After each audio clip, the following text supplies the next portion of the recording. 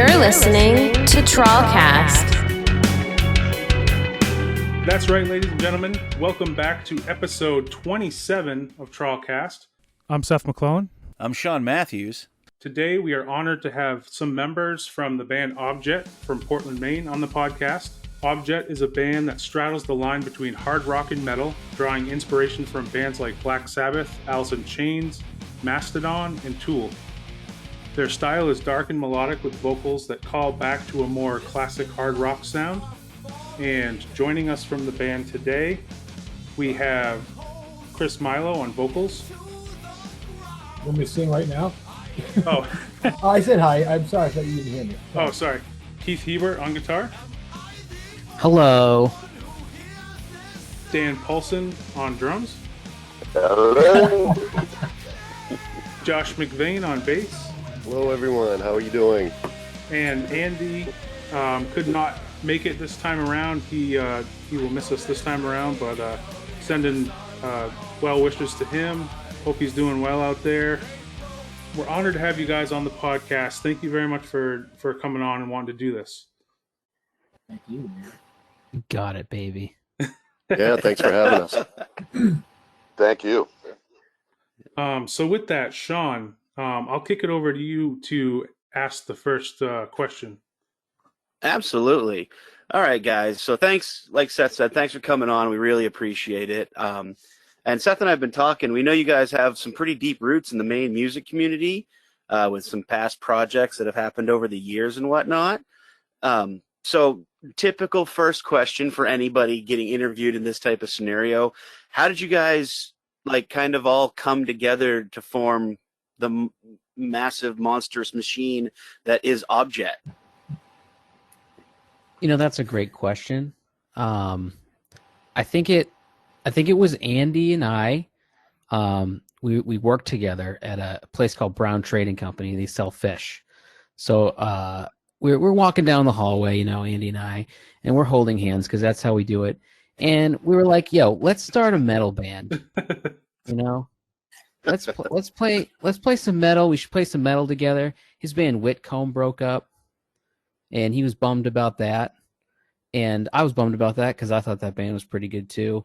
And I was like, man, we should jam it out, you know. And you know, it's a bummer he's not here because definitely this band would not exist without Andy Beavis for sure. He is definitely the cornerstone of getting this thing rolling. Because if it wasn't for him, I don't think I would have met any of these other guys.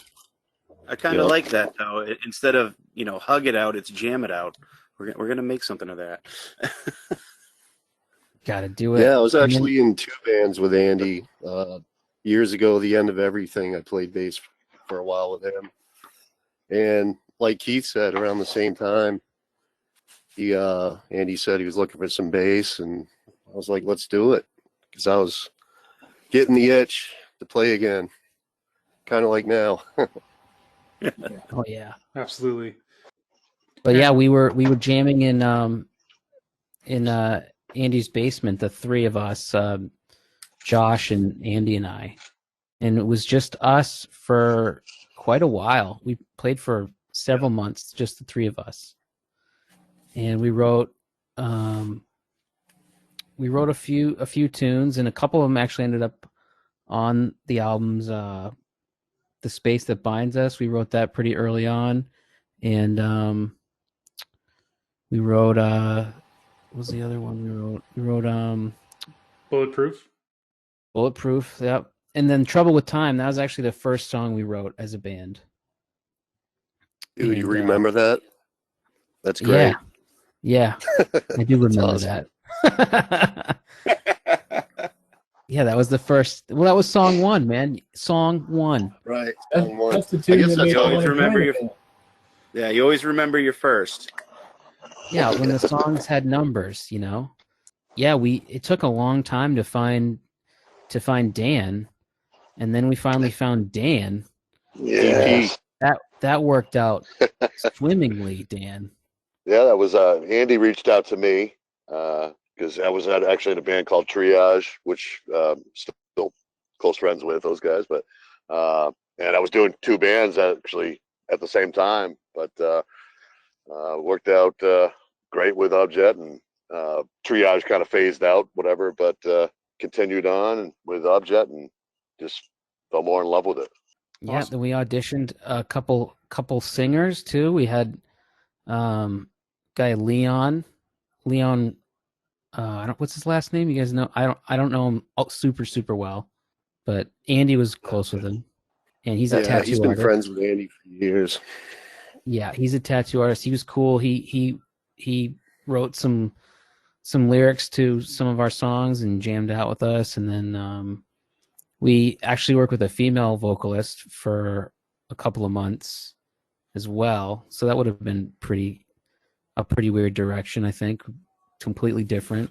And then we found Mr. Pipes himself, Christopher Milo, Yeah. just that was pretty across fun. the train tracks, really, Yep. from Old Grime That's pretty Studios. Hearing from Andy that day was a great joy, man. I was really bummed I wasn't playing anymore. Having left my previous band, Spider Milk.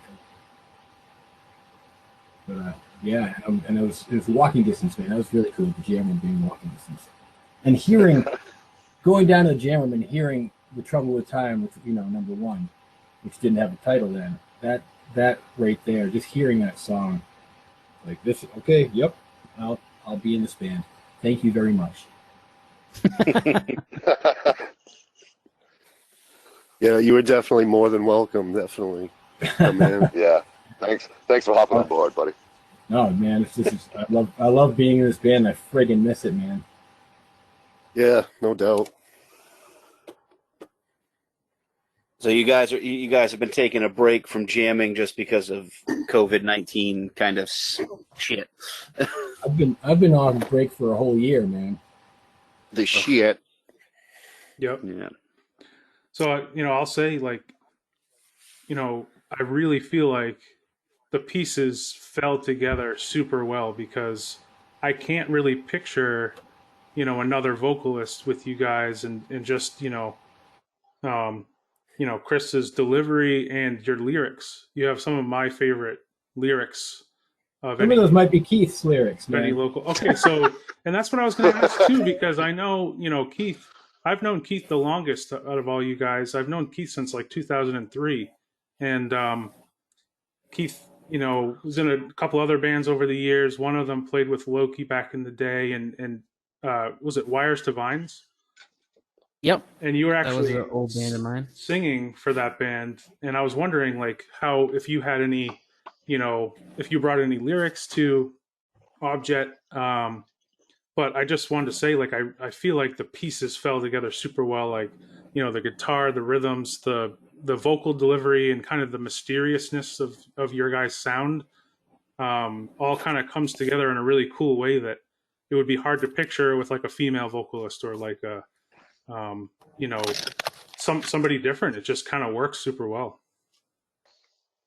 Yeah, I it's agree. funny too. It's funny too because the female vocalist, she's like an amazing vocalist in her own right. Like she's like an trained opera singer, but she also sang like blues, and like when we were jamming with her, I mean it was it would have been an interesting sounding band, I'm sure, but yeah, it wouldn't have been the Objet that we are now.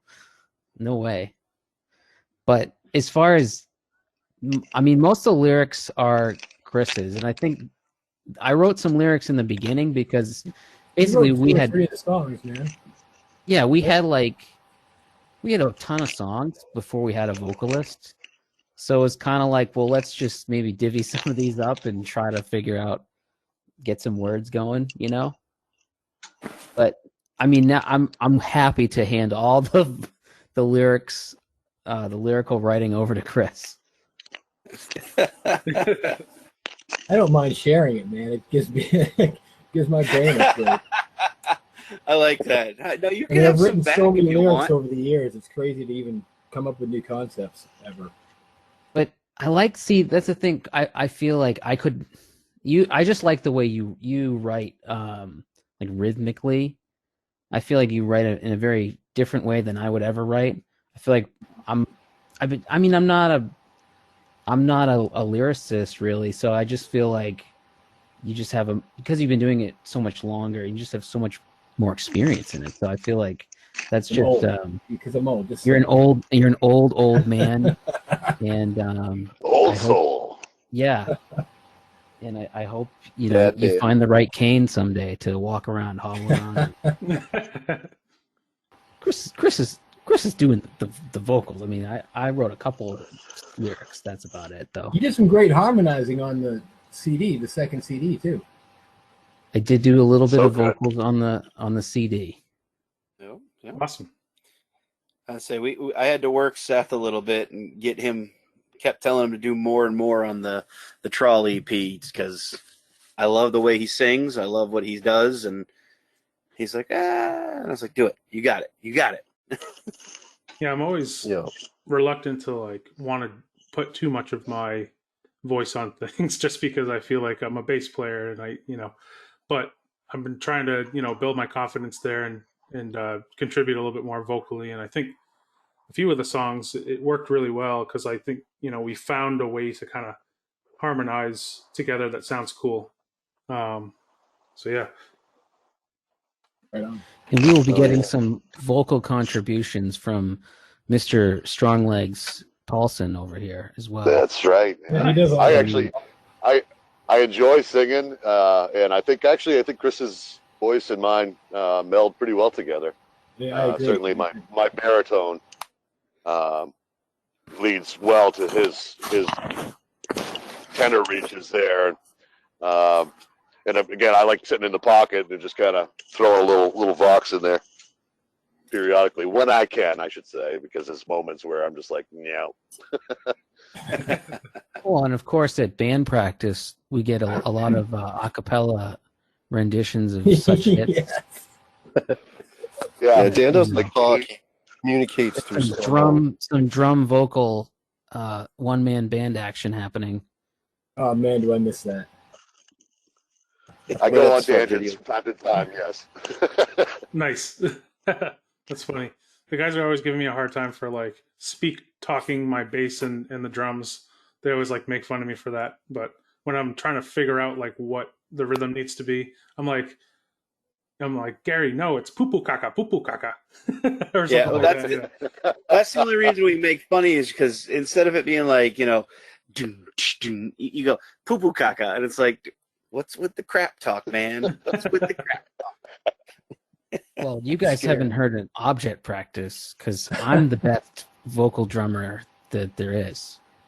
I think everyone in the band can agree. Yes. Nice. Oh, I totally appreciate your drumming communication with me is outstanding. I'm so good at it. I'm really good. It's both vocal and sign language at the same time. Yes. And whatever gets that, communication across thoroughly, it has, if it's got to be mouth and hands, then this is just turned dirty all of a sudden. And in my mind. I'm thrusting. I'm doing as many thrusts as I can get in at a practice. Yeah. Whatever gets you to the final product, man. Stretching, farting, whatever we need to get done, we'll do it. Got to get out of your comfort zone. And say this may be our first R-rated podcast, Seth. What's up, my friends? This is Vinny from Diana Drive, and you are listening to TrawlCast. Everything is gone in your hometown. You're alone now. It's a ghost town. Everything is gone in your hometown. You're alone now. It's a ghost town. So one of the things we like to do on the podcast, or we end up doing a lot, is talking about the bands we love and our influences. And I always think it's a cool conversation to have with bands, because I think sometimes the interesting thing that happens is, band members listen to far different things, and kind of the sound ends up being, the tension between, one member really liking a certain style and then another member really liking a different style or something. So I wanted to ask you guys, what 2 or 3 influences do you guys feel like individually you go to when you're looking to write parts for a song? I think for me, it's the influences that you kind of listed earlier. I mean, I listen to, a lot of, I like just heavy music, not a lot of screaming. I'm like listen to a lot of Black Sabbath or Tool. Those are and Alice in Chains. They just write great riffs. Like that's kind of, I just like really riffy music. That's what I'm mostly inspired by. Nice. I'll go. I would say, like for myself, certainly, Tool, Danny Carey. So as a drummer, I typically listen to that percussive side of things first. Mike Borden, Faith No More. But my biggest thing is, I love heavy music. I love, that just shit that gets under you. But I also like the groove, and that's where, like, Led Zeppelin was a huge influence of mine. John Bonham. That was growing up, certainly like finding, that beat within the beat. That's kind of always been my thing. I like to hear things that's like interesting. But,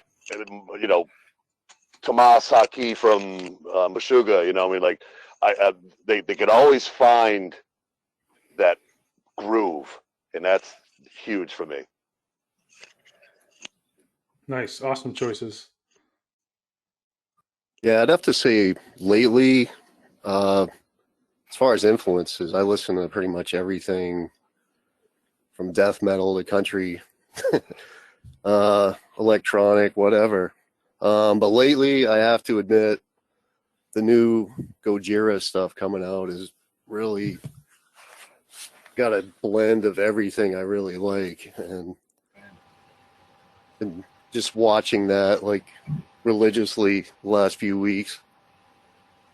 Nice. So this is now it's me, huh? Chris. The question I've been dreading because I don't have it. Oh man, this is a tough one for me. Like in the past, it would be easy for me to say like I'm influenced by Mike Patton or Dave Brockie or I don't know, Glenn Benton or whatever, because those were all people that influenced me big time a while ago, and still do. But I don't really listen to a lot of music anymore, honestly. It's tough for me. It's weird. I can't really explain it. But man, when it comes to this band, like my influences for this band are the band. It's the band. It's the riffs. It's the music that they come up with. I try to approach it without anything in mind, because I like so much music, man. I love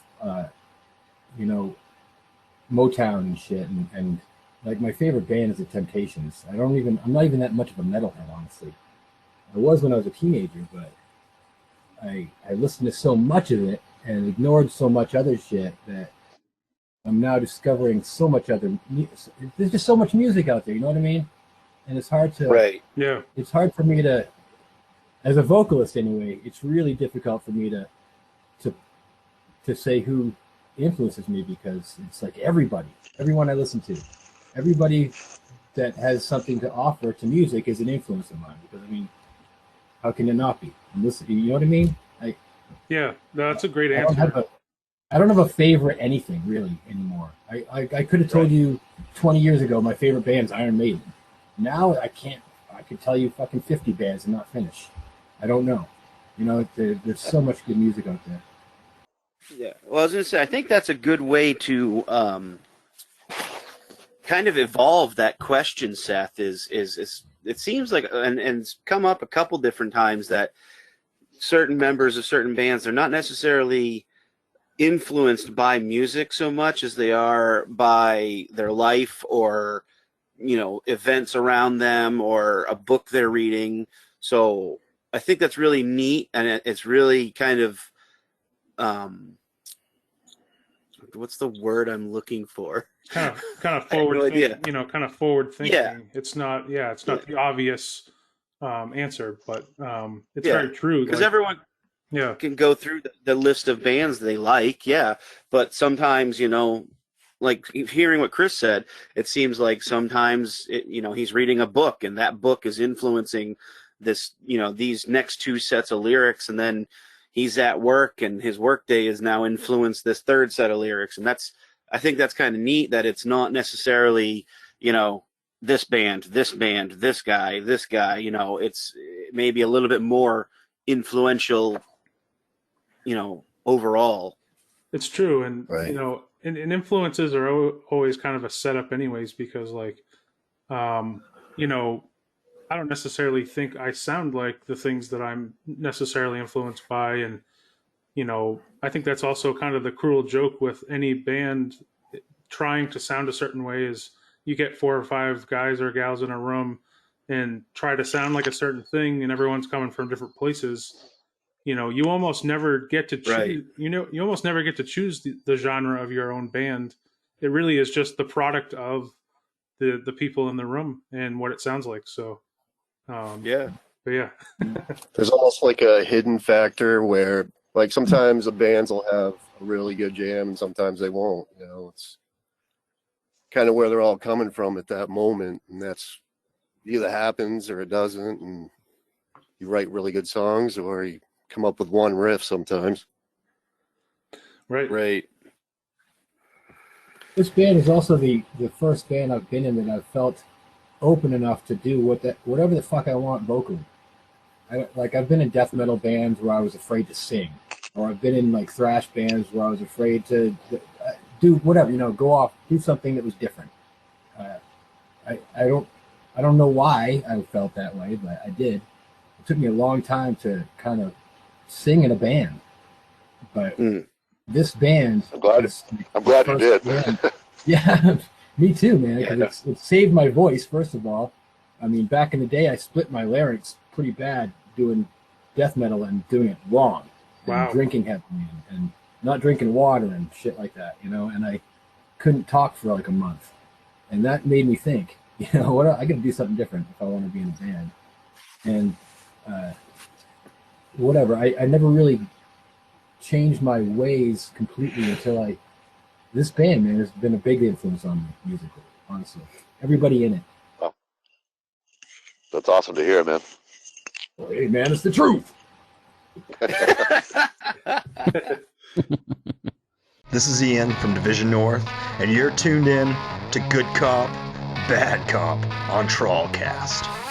Mirror to mirror, the one who looks at you looks through the disguise. You got the opportunity to open for Queensryche at Aura in Portland, which is huge. Congratulations on that. I know it's, 2 years removed, give or take now at this point. Yeah. Thanks, COVID. But tell us about that experience and what it meant for you guys to get up there on the stage with, a gorgeous stage, and to be playing with Queensryche, sharing that stage.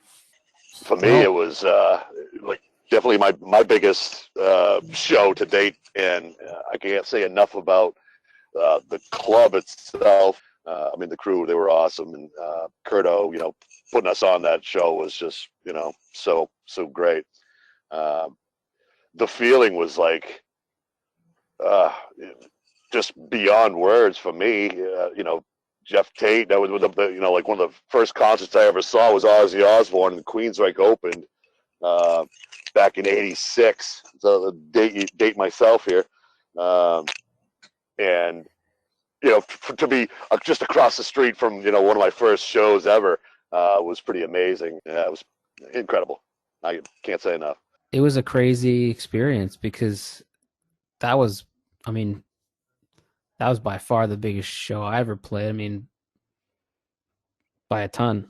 And it was the first time I felt like I was ever on a real stage with a video screen behind you and a real PA that's adjusted. Great PA, man. That PA Right. was There was, like the sound guy wasn't behind you, like poking you. He was somewhere Right. else, like working. that sound guy was so good, man. The sound guy was unreal. He really listened to what was going on. Like, I mean, I can't. We've had like maybe, you know, we've had a handful of shows. I would say 20% of the shows we've played, the sound guy was good.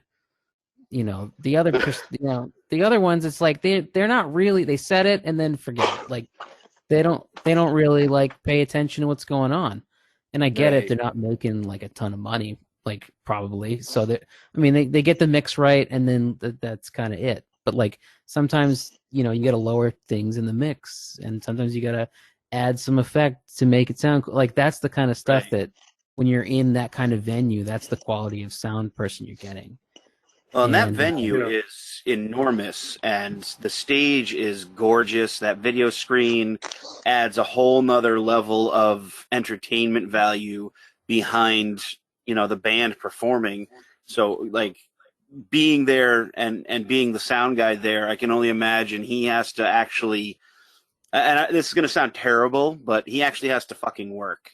Like some places, the guy, like you said, he'll set it, forget it. He'll go walk off to the bar, get a couple shots.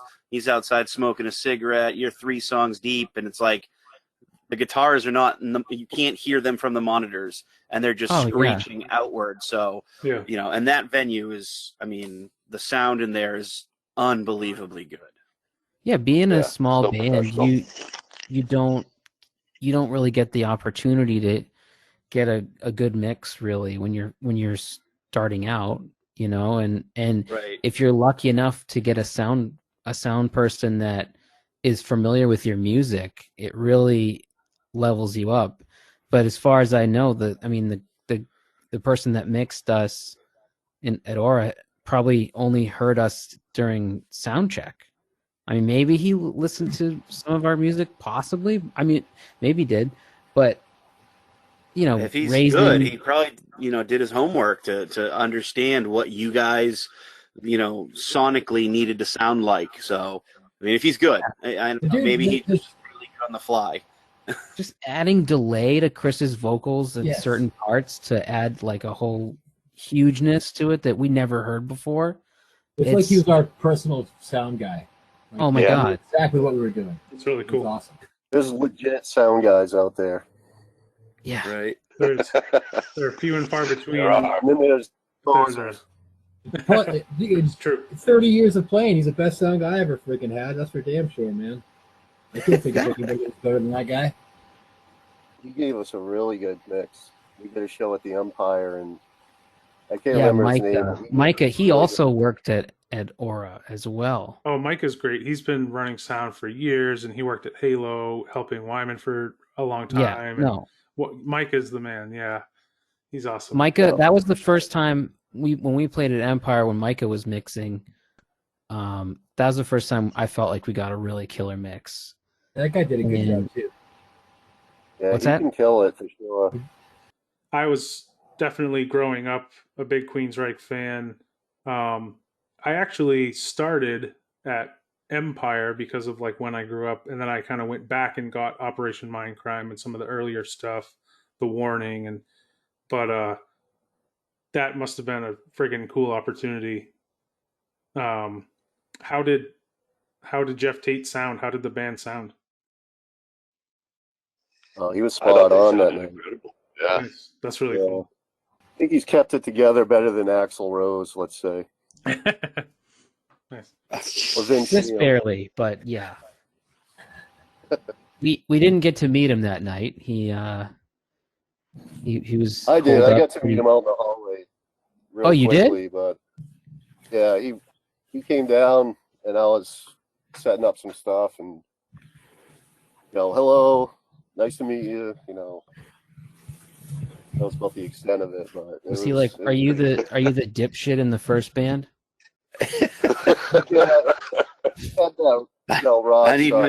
I need my shoes licked clean, please.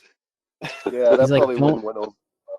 He's like, don't look at my daughter at the merch table for more than half a second, or you're dead.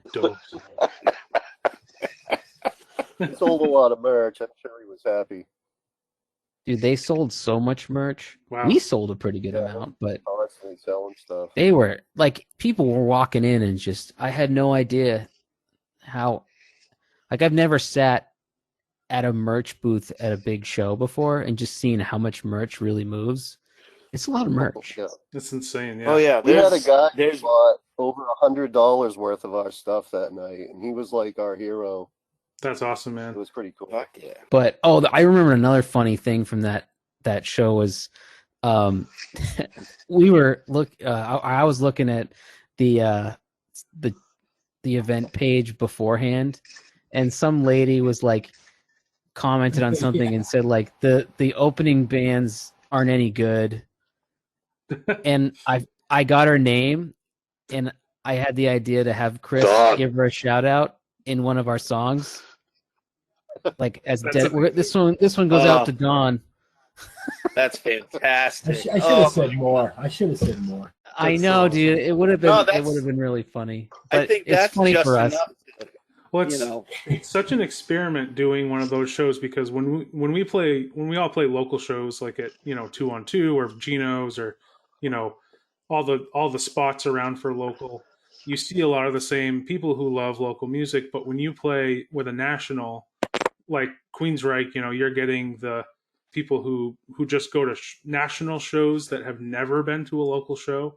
So they, Object's been playing, locally for, 4 or 5 years, and they've probably never heard of you guys. And it's always such kind of like a, like a petri dish of experience, like an experiment, like, okay, play in front of this audience and see if they like us. And I love that, like after the show, like getting new fans is the coolest thing that have never heard your music. They come over to the merch booth and buy a CD or buy a shirt or whatever. Like that's so gratifying because you're like, these people have never heard our music before. So Yeah, it's cool.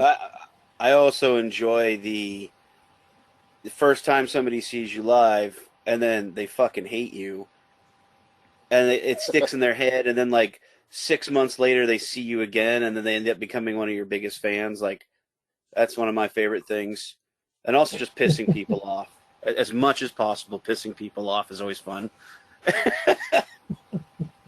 Yeah, have we done that? Have we pissed anyone off Certainly, yeah. I'm not sure. besides each other? I know I Yeah, I know haven't a with few TRAWL, people. but I definitely have with Devil's Night Out. So I don't know if I should be proud of that or not, but I am. What's up, guys? This is Will with Twin Grizzly, and you're getting nuts with TrawlCast. Objet currently has 2 releases out there: the Space That Binds Us EP, that 3-song EP you guys put out, and the Inanimate album, which I believe has 7 tracks. Both were done at Halo with Mr. John Wyman, which, I know he's amazing because I've got to work with him over the years as well.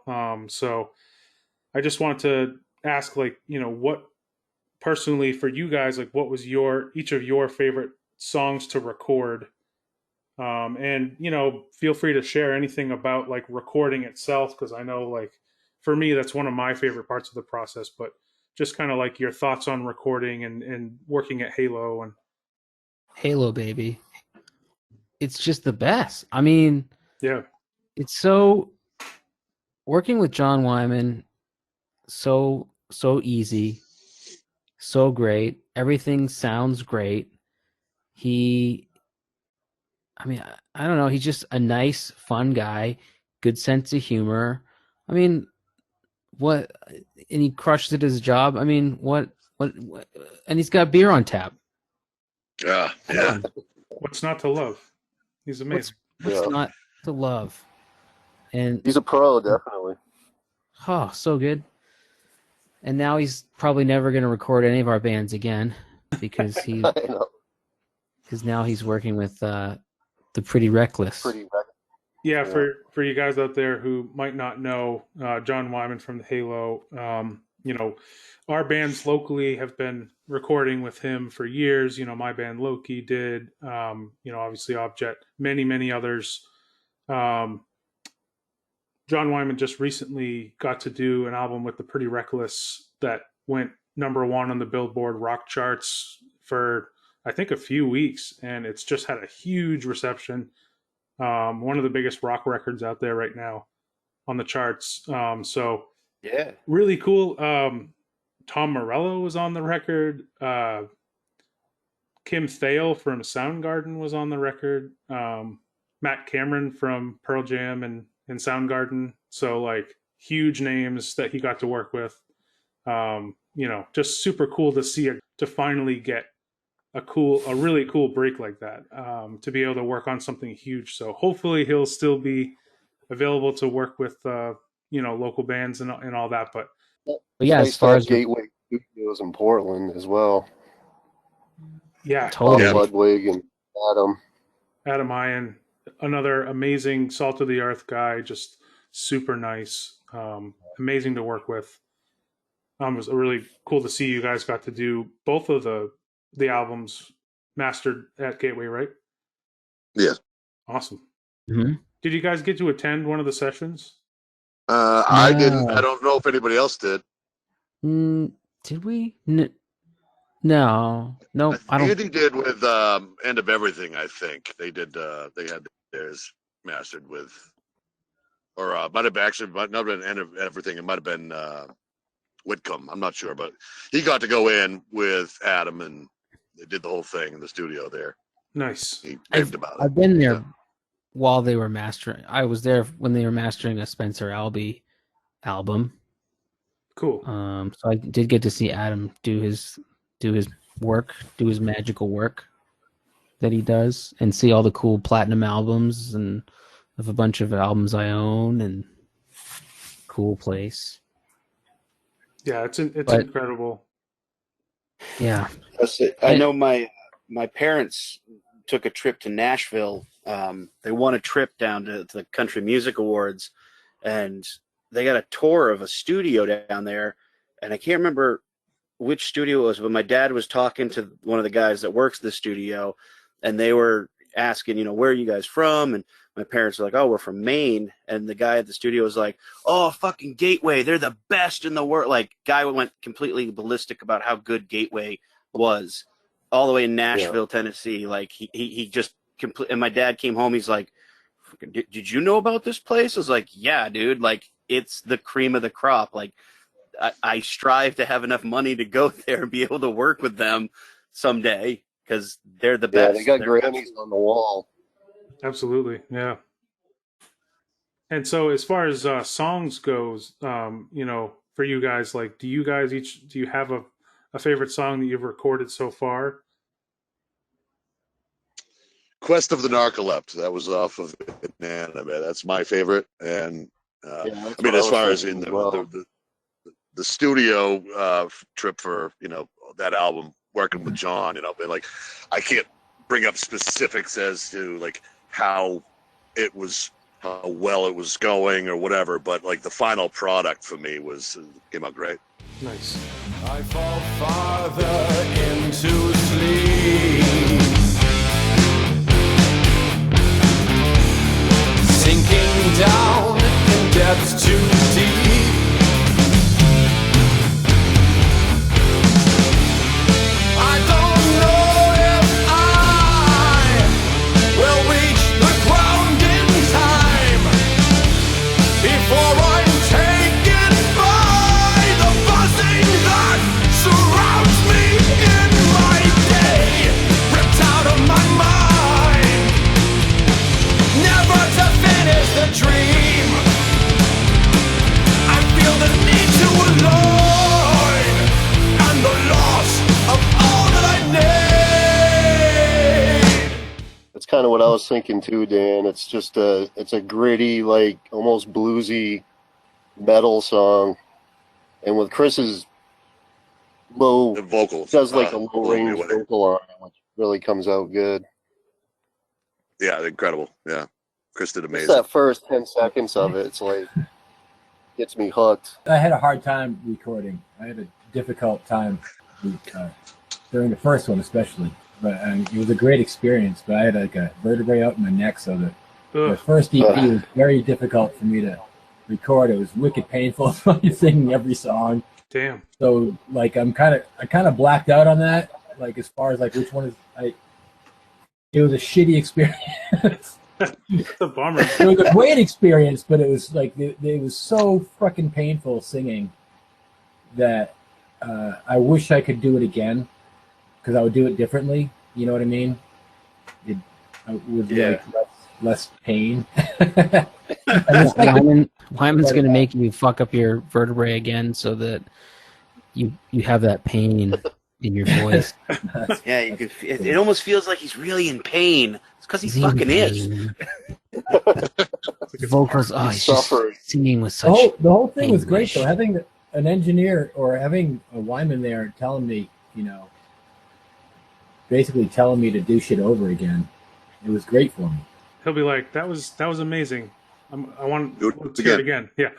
Right. That was great though. I mean, it helped me to like hear like I really am flat here. You know what I mean? I also have an ex-wife who's an opera singer who basically tells me is really good at telling me when I'm not singing well, in a nice way. She's helped me out a lot. But yeah, it was a great experience, man. Nice. I'd love to do it again. Without, I think it was really fun to have the opportunity to triple track a guitar solo like Randy Rhoads used to do. Yes, that's awesome. Nice. Purple. It's gonna Like fucking sound huge. left, right, and center. Nice. And it just adds a whole I never got to really do that, so that was pretty sweet. That's really cool. You can really hear that, Keith. I think in the Ground Zero solo that you can. If I've totally because that solo just blows my mind, but I can totally hear those separate. They're the way you tracked it. It was incredible. Yeah, it was really fun to do. Nice. Gotta love layers, man. Layers are awesome, especially when like guitar solos and just good vocal runs. If you got the right layers, it can completely change like the feeling of that song. Yeah, definitely. No, that's what's I think so cool about the studio is like I don't know. I mean, there are different schools of thought as to like some bands try to do exactly what they can achieve live in the studio, but you can go totally the other way and make it as big and awesome as you want, or you can kind of split the difference and make it a little bigger but not so big that when you play live it sounds lesser. But I think there's always a balance there. But I love the studio for that. It's kind of like recording the song in like a clean room environment. It's like you can finally hear all the elements. You can hear everything that you've wanted to hear since you wrote the song. Finally, so I think that's a cool part of it. Under the microscope, you can pick out all those little nuances. Recording is definitely my some of the feedback I've gotten with our live shows is we sound better live because it's right there in your face, kind of punching you in the face. Whereas, the recording's great in its own right. But I think a lot of people like us live more, it seems. That's cool. And that's awesome. I mean, I think one of the highest compliments you can get because, that's what I was thinking. I was like, wow, that's pretty cool. Because a lot of, most times the reverse is the case where a band sounds awesome on the record, but you go to see them and you're like, oh, they can't deliver it live. So, and I've always thought like you guys have a really cool organic pacing to things. And I don't know how to describe that in a really articulate way, but like you kind of speed up and slow things down organically almost and in a cool way. And then Chris's vocals add a cool pacing to the songs that like is very unique that I have not heard any other band quite do the same way. And I think that comes across super cool live. Like I said, I don't know how to like super describe it really well. But I think the description is we don't record to a click track. That might be it. That might be the thing is like every modern metal band, everything is super clicked and gridded and, like super perfect. But I think there's something cool about, that more organic feel to things. Yeah. I mean, we The whole tried band feeling the same thing, you know. But totally. but it takes the right band to pull it off because you need to be able to really be in tune with each other, to especially rhythm section, drums. You got to be really in tune with each other to be able to not make that sound like the train's falling off the tracks too. So Yeah, Yeah.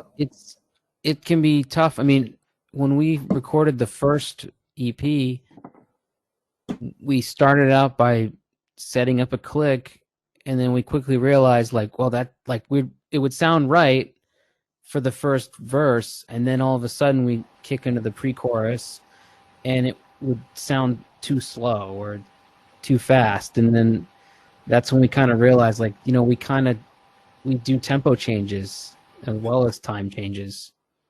So we're kind of, it does. I think I know what you mean when you hear it, and because it's weird. 'Cause we've only ever heard it from the perspective of writing it, so it is interesting to hear someone say, the way you described it, I guess, was interesting because I hadn't thought about it. cool. Keith, do you have what song was your favorite to record? I guess it was Retaliate. I think that was my favorite one to do. Nice, and that's Because, the last track. I got to do the triple guitar solo thing that I was pretty stoked about doing. Yes. And that one, that was one of the ones I got to write the lyrics for. So it's kind of like, getting to see my whole thing from start writing the little licks here and there, and then to fully record it was that was kind of just crazy. It was like watching a baby grow up. But yeah, you get it, Oh yeah, nice. Hey, how's it going, everybody? This is Shell from the band Stillborn Condition, and you are listening to the TrawlCast.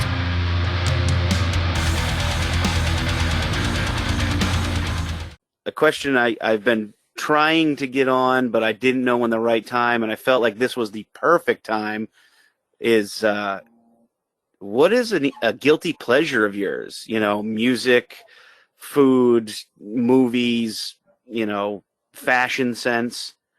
Yeah. I mean, I think we can all say together, we all like to wear women's clothing. I mean, that's kind of the thing that brings us all together. It's a prerequisite.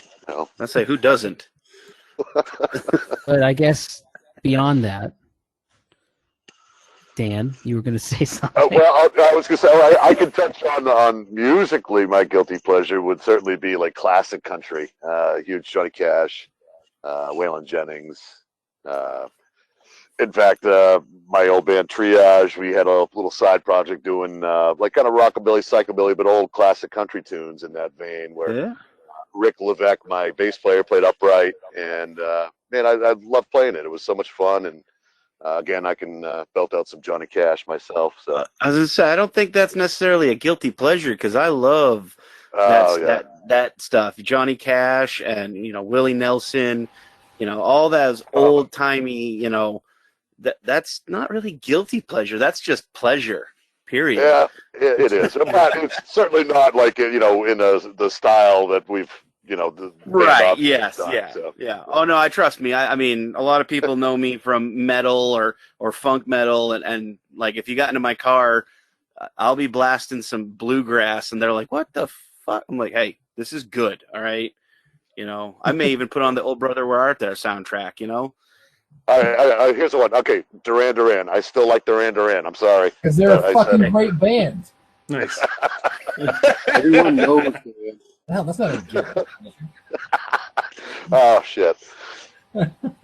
That's a little, in my mind, that's a little more guilty than Johnny Cash per se. All right, there you I go. love all that shit.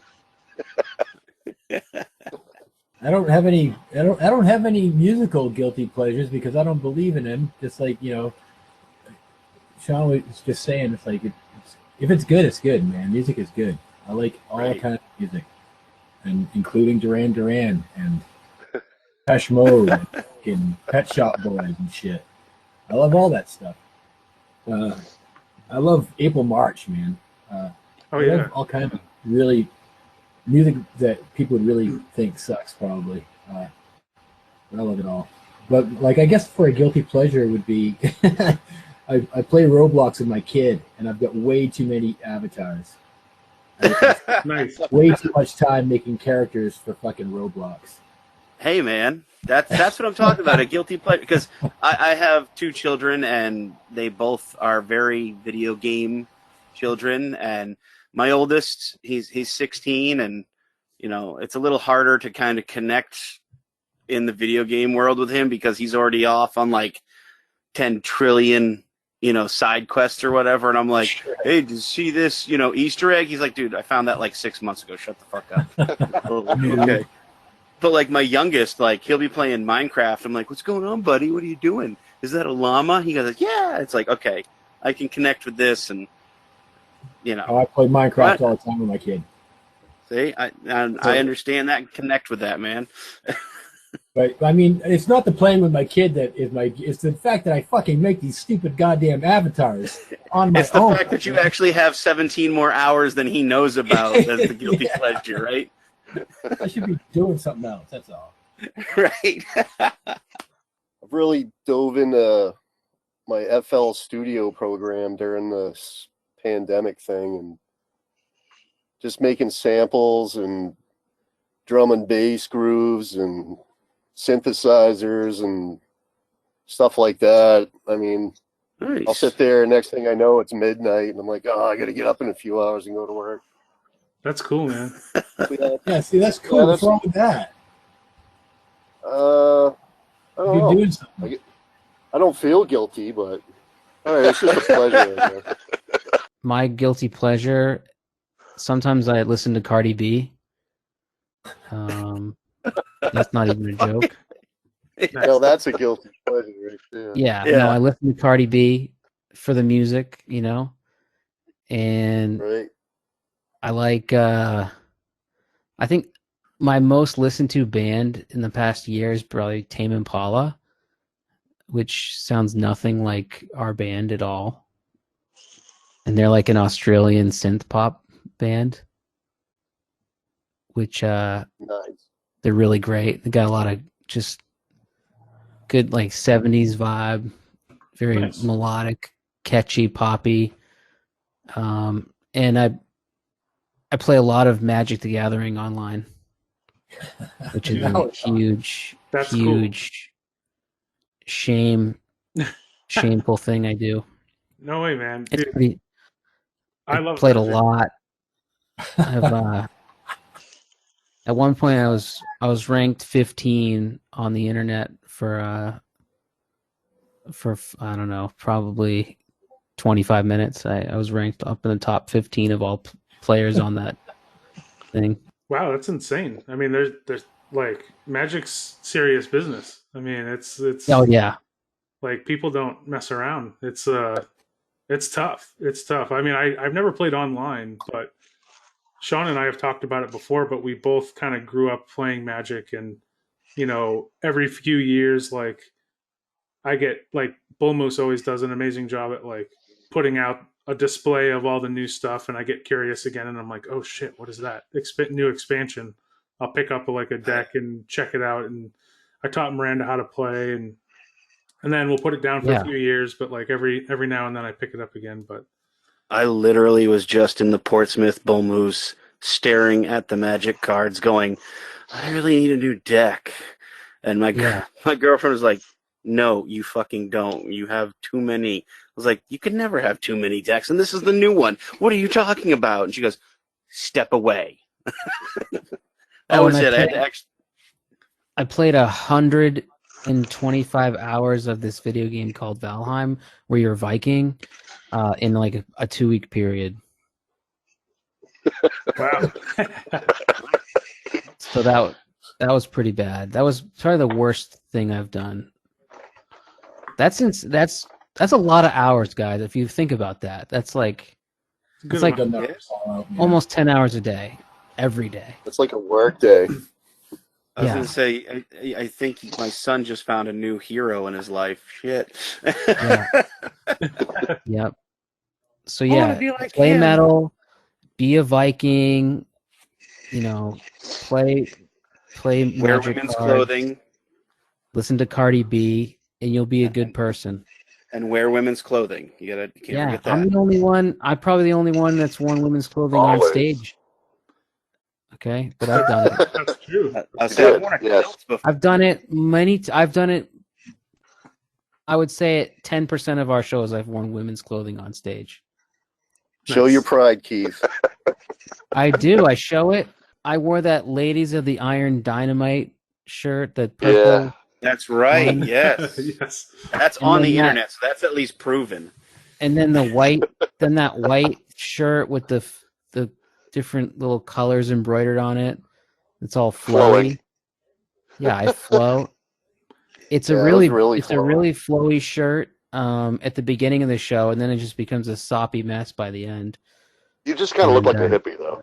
Then I like to wring it out, and then I make someone drink it. So Yeah, I was going to ask you Like- about that it's shirt like a because hippie I was always interested about it. Like, I feel like it's like your battle shirt. Like, you're like, it's fucking on. Got the shirt on, Yeah. and like your guitar powers immediately are like plus 5 or 10, whatever they would have been. it's kind of like a cross between Jimi Hendrix and a middle-aged woman, and that's kind of where I want to be. That's perfect. That's a good spot. Right in between. Yeah, that's Right I want to in be the right middle. in that wheelhouse because I feel like it encompasses everything. Kind of like a sandwich. I'm a sandwich. I'm a human sandwich. Take Who's a bite the out meat of in me. the sandwich? It's a Keithwich. Yeah, the meat is just shredding and picking my nose. You got a dark rye and you got white bread and you got Keith in the middle. Right, yeah. Perfect. Nice. Hi, this is Raph from Pink Octopus, Sydney, Australia. You are listening to TrawlCast.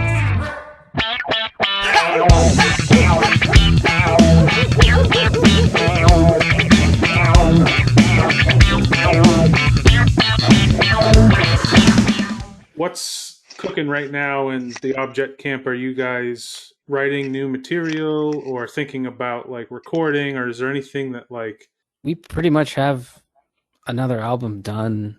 We need to record it. But yeah, we haven't played at all since November. So yeah, it's been 4 months since we played, and then that wasn't with Chris. So yeah, it's been a while, but we're ready to.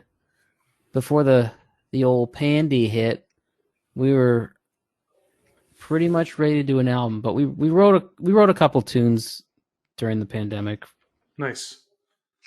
That's awesome to hear. So you guys are sitting on material, and like I can't wait to hear new stuff. I've been spinning those 2 CDs for quite a while, and I think when it does come out, like people are going to be psyched. Yeah, we'll be happy as hell to do it.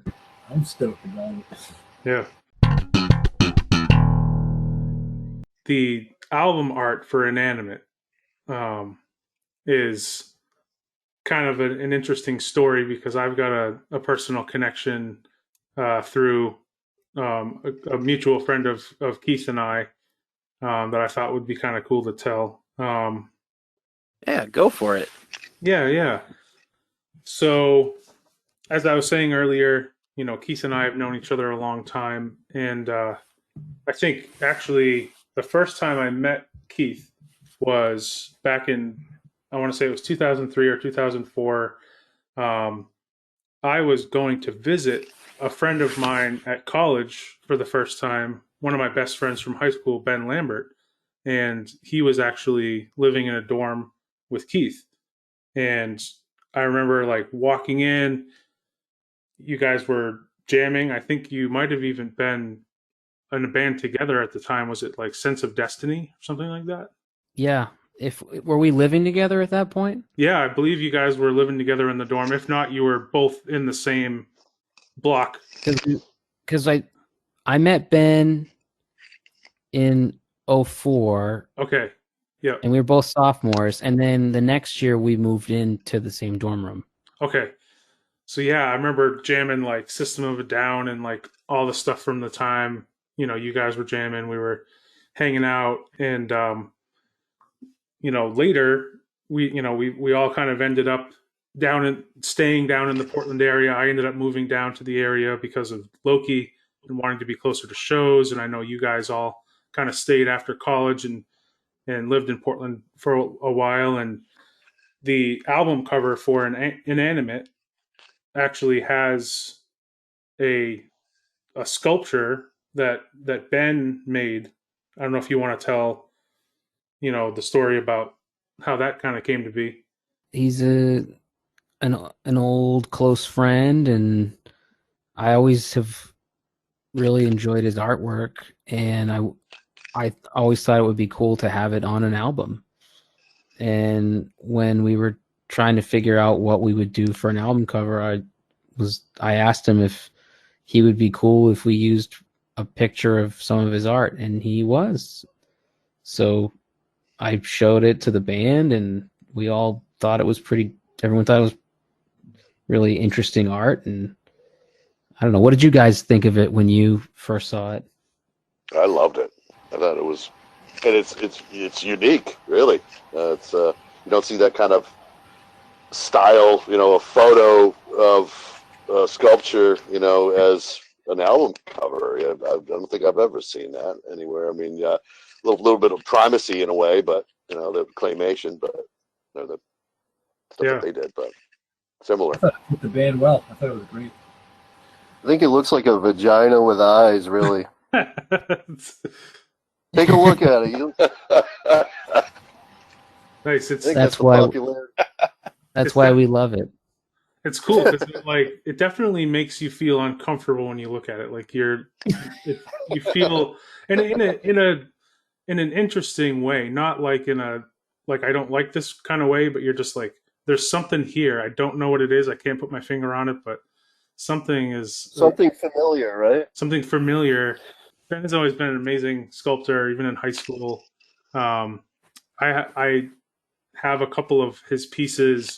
I actually have a piece that's kind of similar from around the same time. It's like this guy with a microphone that's kind of got like squid tentacles, and he gave it to me when he was moving across the country, and he was looking to kind of like move some of his stuff because he wasn't going to be able to take it all with him. So I actually have a cool piece, and I always just thought it was a cool connection that this great friend of ours, you guys ended up putting that on your album cover, and just kind of a cool connection that goes back a long ways, and I wanted to tell that story. Yeah, it is cool. Awesome. Thanks so much for wanting to do this. We really appreciate you guys coming on, and oh man, thanks for having us, dude. Yeah, thanks for coming on, guys. Yeah, for real. Great to talk to you guys. Yeah, thank you very much. No problem. You guys Thanks think for enough bringing of us all us together. to bring us on. Appreciate it. Yeah, no problem. So this is Matt Heath. I hope you enjoyed this episode of the TrawlCast. You can catch my boys Seth and Sean on a regular weekly basis when they can put these up. And don't forget, once this whole plague is over and we're all back out playing shows and doing things and not taking things for granted, just remember to support local and just be excellent to each other. All right, ladies and gentlemen, that was an amazing episode. Thank you so much, Objet, for coming on and hanging out and talking with us and laughing and having a good time. If you guys want more information about Objet, all you got to do is go to objetmusic.com. That's OBJET music.com. I'm sure the guys have all kinds of fun stuff up there. If not, I'm sure they will at some point in time. So just keep your eye on the website, and all that stuff's there, ladies and gentlemen. Go support them on all the streaming services. if you see them around or you see their CD in a store, buy one. You know, support these guys. They're doing great music, and they're phenomenal musicians and great dudes overall. So thank you guys so much for coming on tonight. We really appreciate that. Absolutely. And if anyone sees us in person, feel free to tickle any of us. Tickle. All right, there you go. You heard it from Keith, ladies and gentlemen. Tickle them. Thank you all for tuning in to TrawlCast this week. We greatly appreciate it. If you like what you hear, we are available on Anchor, Apple Podcasts, Spotify, and many, many more. So hit that subscribe button. As soon as a new episode drops, it'll be there ready and waiting for you to hit play. We also are available on YouTube. All you have to do is go to youtube.com/TrawlPortlandME. That's the YouTube page. We put songs up there. We put the podcast up there as well. Any fun things we decide to come up with and do it visually, that's where you'll find it. If you'd like to send us a voice message, all you got to do is go to anchor.fm/TrawlCast. There's a little button there. You click it. Have some fun with it. You know, you don't have to take it too seriously. If you want to ask us a question there, maybe some love advice, or, you know, again, I said last time, your taxes, no one asks for taxes, and that's probably a good thing. So thank you for not doing that. But if you want to put one in there and ask, you know, what's Seth's favorite sock color is, go for it. You know, maybe we'll answer it. Nice. If you do have a question, comment, show suggestion, or want to send a listener like Heidi Ho via, you know, voice-wise a different way, all you got to do is cast a line to us at trawlband@gmail.com. For more information about Trawl and all things Trawl related, all you got to do is go to www.trawlband.com. Again, thank you guys, and thank you, Objet, for coming on this week. It's been a great episode. And Seth, happy anniversary. This is the year. We're recording this kind of around the year anniversary of the first TrawlCast. Yes. So yeah, happy anniversary, man. buddy. It's been a blast for a year, and I hope to see many more. Absolutely. I don't think we I thought we would be doing this for a year, but it just kind of Oh, hell no. it keeps going, and I'm glad. So it's fun. Well, I think we're having too much fun, and I think it keeps people entertained, which is the whole point of this. So on that note, ladies and gentlemen, my name's Sean Matthews. I'm Seth McClellan. This has been TrawlCast. We'll see you next time.